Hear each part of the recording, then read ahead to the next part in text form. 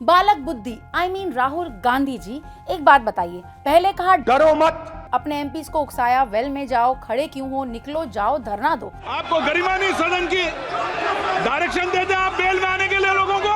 PM Modi को चुप कराने की शर्मनाक कोशिश, और उसमें भी फेल हुए, क्योंकि Modi in parliament always roars whether anyone barks to create noise or not। Congress के नेताओं के बयानों में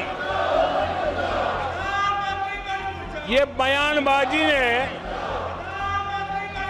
शोले फिल्म को भी पीछे छोड़ दिया है। और फिर अगले ही दिन राज्यसभा में सच सुनते ही वॉकआउट, डरो मत से डरो मत, भाग जाओ, इतना गिर गए।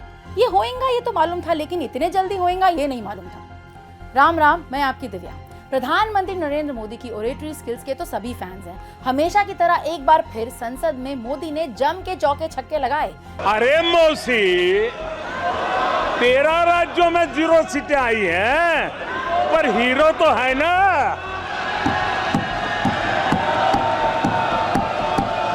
आजकल बच्चे का मन बहलाने का काम चल रहा। नरेंद्र मोदी के लोकसभा स्पीच के दौरान विपक्षी लगातार शोर मचा, कोशिश करते रहे किसी तरह स्पीच रुक जाए। इतना शोर था कि मेन स्पीच सुन पाना मुश्किल था। इंटेंशन ही ये कि मोदी जी अपने पे लगे झूठे एलिगेशंस का रिप्लाई दे ही ना पाए और माइक के पास जाके इतना शोर मचाया जाए कि कुछ ठीक से सुनाई ही ना दे पाए। लेकिन पीएम मोदी ने एक एक करके हर मुद्दे पर राहुल गांधी को जमकर धोया। ये कहा गया हिंदू हिंसक होते हैं, ये है आपके संस्कार, ये है आपका चरित्र, ये है आपकी सोच, ये है आपकी नफरत इस देश के हिंदुओं के साथ। ये करने में आदरणीय सभापति जी, ये देश शताब्दियों तक इसे भूलने वाला नहीं है। ऐसी बैटिंग कि लोकसभा में डरो मत वाले राज्यसभा में मोदी जी की धुलाई शुरू होते ही फील्ड से ऑल आउट। झूठ फैलाने वालों की सत्य सुनने की ताकत भी नहीं होती। उन्होंने पूरी कोशिश की कि सच दुनिया तक ना पहुंचे, लेकिन नो द नेशन की ड्यूटी है आप तक पूरी जानकारी पहुंचाना। तो पेश है highlights of PM Modi's batting in Lok Sabha speech from the very first parliament session of Modi 3.0। तुमसे नहीं हो पाएगा, तुमसे ना हो पाएगा। भाषण की शुरुआत इलेक्शन से। कांग्रेस का रिकॉर्ड तीसरी बार 100 से भी कम सीटों पर सिमटी है। हैट्रिक आपने भी बनाई है राहुल जी, हारने की। जनता ने फिर से विपक्ष में बैठने को कहा, लेकिन फिर भी कांग्रेसी इकोसिस्टम ये साबित करने में लगा है जैसे कांग्रेस जीत गई, जैसे कोई बच्चे को बहलाने की कोशिश उनके फेल होने पर। कोई छोटा बच्चा साइकिल लेके निकला है और अगर वो बच्चा गिर जाता है, साइकिल से लुढ़क जाता है, रोने लगता है, तो कोई बड़ा व्यक्ति आकर के उसके पास पहुंच जाता है और उसको कहता है देखो चींटी मर गई, देखो चिड़िया उड़ गई, अरे देखो तुम तो बहुत बढ़िया साइकिल चलाते हो, अरे तुम तो गिरे नहीं हो। ऐसा करके उसका जरा मन ठीक करने के लिए प्रयास करते हैं, उसका ध्यान भटका करके उस बच्चे का मन बहला देते हैं। तो आजकल बच्चे का मन बहलाने का काम चल रहा है। कांग्रेसी को छोड़ के सब जानते हैं कि 99 इज लेस देन 240। याद दिलाया कि जो लोग संविधान की बात करते हैं वो इतने सालों तक जम्मू कश्मीर से 370 नहीं हटा पाए।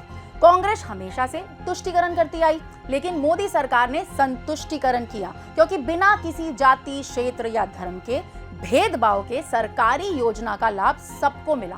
कहा कांग्रेस परजीवी हो गई है। अब कांग्रेस पार्टी 2024 से एक परजीवी कांग्रेस पार्टी के रूप से जानी जाएगी। परजीवी वो होता है जो जिस शरीर पर उस शरीर के साथ रहता है, ये परजीवी उसी को ही खाता है।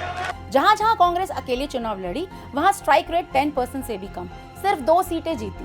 वहीं जहां कांग्रेस ने दूसरे दलों के साथ चुनाव लड़ा, वहां स्ट्राइक रेट 50% से ज्यादा, यानी कांग्रेस दूसरी दलों का फायदा उठा रही है सर्वाइवल के लिए। जहां कांग्रेस मेजर पार्टी थी और साथी के पास 1, 2, 3 सीटें थी, वहां कांग्रेस का स्ट्राइक रेट सिर्फ और सिर्फ 26% है, 26% है। जहां किसी का पल्लू पकड़ करके चलते थे, जहां वो जूनियर पार्टनर थे, किसी दल ने उनको कुछ दे दिया मौका, ऐसे राज्यों में कांग्रेस जहां जूनियर पार्टनर थी, उनका स्ट्राइक रेट 50% है। अटैक में नेहरू, इंदिरा और सोनिया गांधी को भी याद किया।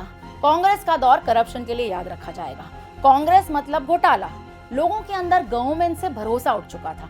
मोदी सरकार ने वो भरोसा दोबारा जगाया, एक करप्शन फ्री सिस्टम दिया। राहुल गांधी के भाषण को आड़े हाथों लेते हुए कहा कि कोई बालक बुद्धि है।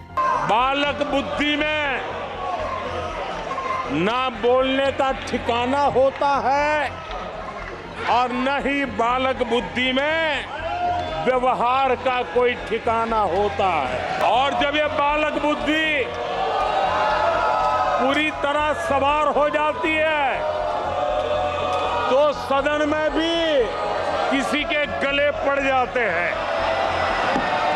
लेकिन बालक बुद्धि खतरनाक भी है, क्योंकि ये जान करके झूठ भी बोलते हैं, लोगों को भरमाते हैं। राहुल गांधी के झूठ पर कहा, कांग्रेस के मुंह झूठ लग गया है। जैसे वो आदमखोर एनिमल होता है ना, जिसको लहू मुंह पे लग जाता है, वैसे कांग्रेस के मुंह झूठ का खून लग गया है। अग्निवीर पर झूठ, एमएसपी पर झूठ, आरक्षण पर झूठ, राफेल पर झूठ, एलआईसी पर झूठ, एचएएल पर झूठ, सेना पर झूठ, झूठ पर झूठ, इतना झूठ कि 1 जुलाई को खटाखट दिवस मना लिया लोगों ने। कांग्रेस के वोटर्स इंतजार कर रहे हैं कि पैसा आएगा अकाउंट में जुलाई से 8,500। खटाखट। विपक्ष के बिना बात के हंगामे को देखकर ये भी कहा कि कितना भी चिल्ला लो, तुमसे ना हो पाएगा। राहुल गांधी के हिंदू विरोधी बयान पर प्रधानमंत्री वैसे ही गुस्सा थे। स्पीच में बोल्ड कर दिया, आदरणीय सभापति जी, गंभीर बात है कि आज हिंदुओं पर झूठा आरोप लगाने की साजिश हो रही है, गंभीर षड्यंत्र हो रहा है। पहले कांग्रेस की विचारधारा धर्म विशेष के तुष्टीकरण की थी, इसलिए वो हिंदुओं की बात ही नहीं करती थी। लेकिन अब कांग्रेस इतनी खतरनाक हो चुकी है कि वो हिंदुओं से नफरत करने लगी। इन सारी बातों के साथ प्रधानमंत्री ने अपनी सरकार का एजेंडा भी बताया और साफ कर दिया कि विकसित भारत की दिशा में भारत को महाशक्ति बनाने के लिए मोदी सरकार संकल्परत है। मैं देशवासियों को विश्वास दिलाता हूं कि विकसित भारत के जिस संकल्प को लेकर के हम चले हैं, उस संकल्प की पूर्ति के लिए हम भरसक प्रयास करेंगे, पूरी निष्ठा से करेंगे, पूरी ईमानदारी से करेंगे और हमारा समय का पल पल और हमारे शरीर का कण कण हम देशवासियों को विकसित भारत के सपने को पूरा करने के लगाएंगे। हमने देश की जनता को कहा था 24/7 फॉर 2047। आज मैं इस सदन में ही दोहराता हूं कि हम उस काम को अवश्य पूरा करेंगे। स्पीच के दूसरे दिन यानी राज्यसभा में भी प्रधानमंत्री के दनादन वार चालू रहे। करप्शन और तानाशाही पर बात करते हुए जब प्रधानमंत्री ने मनमोहन सरकार को रिमोट कंट्रोल सरकार बता सोनिया गांधी पर सुपर पीएम का तंज कसा तो कांग्रेसी बर्दाश्त नहीं कर पाए, फील्ड से ही भाग गए। और अरे आपको कैसे भूल सकते हैं, आप भ्रष्टाचार करें, आप शराब घोटाला करें, आप गवर्नमेंट स्कूल घोटाला करें, आप पानी तक में घोटाला करें, आपकी शिकायत करे कांग्रेस, आपको कोर्ट में घसीट कर ले जाए कांग्रेस, और अब कार्रवाई हो तो गाली दे मोदी को। वाह!